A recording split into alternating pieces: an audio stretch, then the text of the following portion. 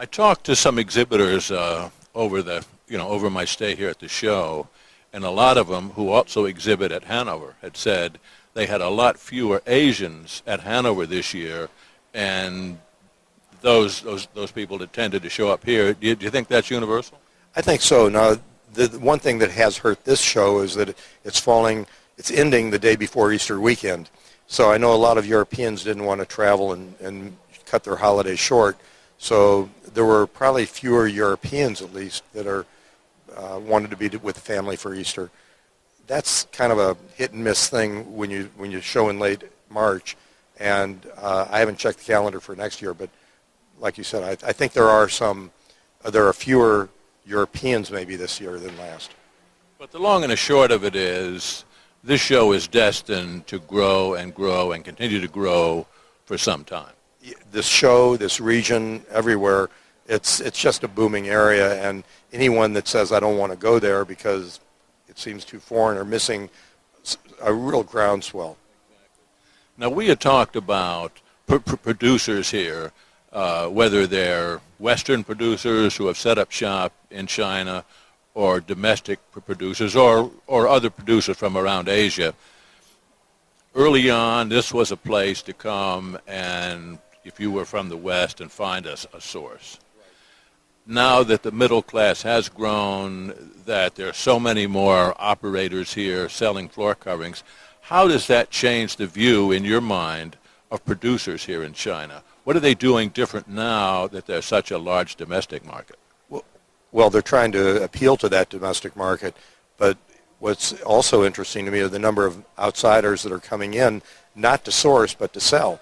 And it's really been a major shift for me, at least in consulting, whereas I was trying to help Americans put factories up here to ship back. It's just the opposite now. It's how can we meet nature with 3,800 stores, elegant living with 2,000, and so on and so forth. It's just other countries are trying to supply this country or this region, and very anxious to be a part of it.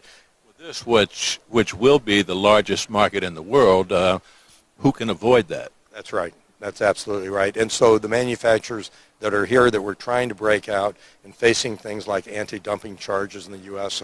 or the Lacey Act or whatever it happens to be, obstacles, they're much more comfortable selling to their own home market, and that's what they're doing now, is they're refocusing on how do we sell in this market. What is your take on this whole anti-dumping situation? Has it changed the way domestic producers view the U.S. market? I get the idea that it just really rubs them the wrong way. I don't know that anything has changed as a result, though. I think internationally, everyone dislikes the idea of protectionism, and so they will view it as protectionism. We view it as just trying to get a fair playing field. But regardless of that, what I'm hoping, one of the things that NWFA is trying to do, by the way, is standardize across countries grading systems, installation techniques, knowledge about product. All of those things are, if the NWA can be successful, as professional an organization as they are, if they can come up with a single grading system, right now it's number one better or select in the U.S., and over here it's A, B, and C. They'll make it easier for the manufacturers and the consumers and buyers. That will happen. It's just not going to happen overnight. No, but it's something that they are starting, and I think in all of the industries, we had lectures on green, lectures on social media here. There are the internet usage. There's a lot more communication going between regions, and because of that, I think we're going to see a lot more level playing field and more commonality between our ways of doing business. My favorite question whenever we talk about shows is, what did you see that was new and hot that really turned your head? And I know that, just to preface that question, you obviously have so many meetings you don't get a chance to walk the floor like you would. So, but that doesn't ever stop me from asking you the question. Well, I'll tell you the most innovative thing I saw was an innovation area they called Invotech. And at no charge, any exhibitor could submit a product to be exhibited in Invotech. There probably were 200 unique products there. Just walking through there sort of blew your mind. You saw recycled peanut shells into a core board.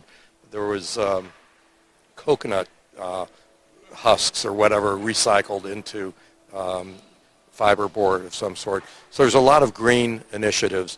There is a treatment for core board for laminate that is waterproof. A treatment that makes a standard HDF waterproof. Put it in boiling water, doesn't affect it.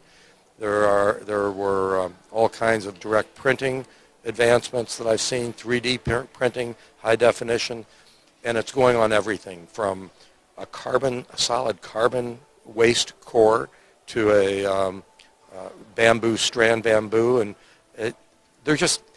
the industry is getting very interesting, and it's amazing how many new innovations are coming out to make our products better and look better and perform. It's interesting. The news pieces coming from both Unilin and Valinger related to Chinese producers, it seems like it's an everyday occurrence anymore. That's right. Both had very large stands here just for the licensing of their products and explaining what their new systems are. And they're coming up with new systems every day. Valinger actually did have 2 stands. Oh, I only saw one. Okay. I missed one. I'll have to go back. The World or the Wood Flooring Forum was one of the events that took place here, and there were a bunch of others. You mentioned some of them. Talk about those a little bit. Well, the Wood Flooring Forum's in its 3rd year, and quite honestly, it's controlled mainly by the Chinese government through their forest division, CNFPIA, and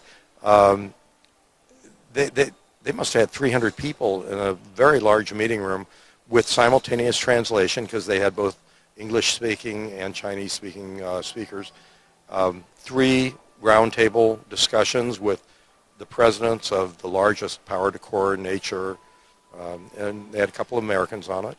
So it's just getting that cross-communication going and talking about environmental issues, how we're using recycled material and making recyclable products. So it's an evolving situation. It was very interesting.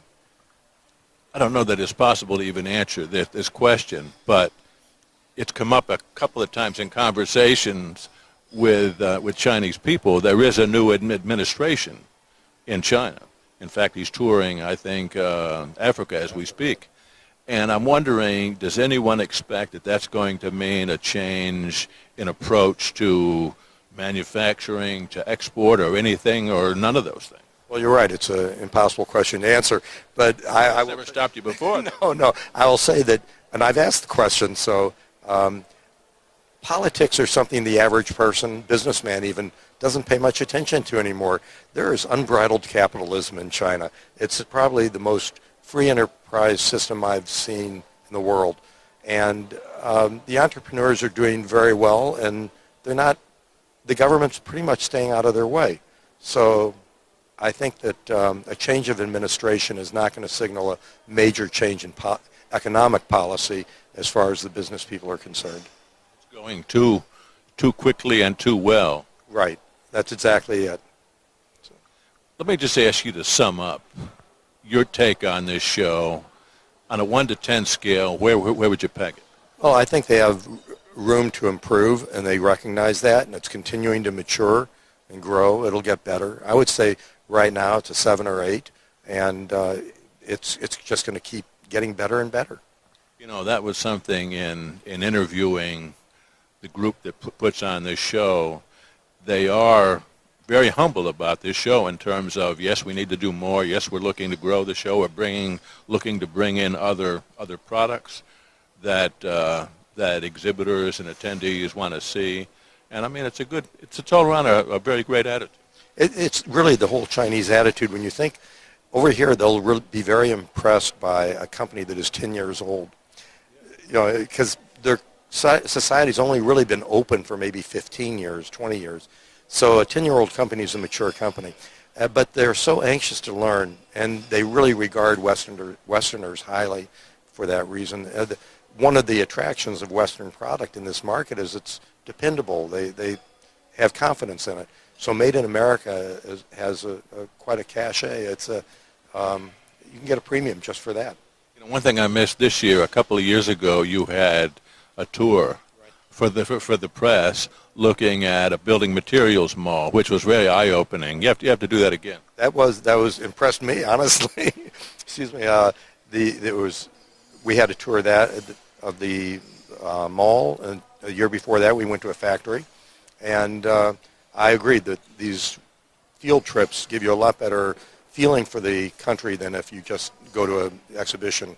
Very eye-opening. Jim, it's always great talking with you. I know you got a lot going on, and I appreciate you taking the time for it. Thank you, Dave. Always good to talk to you.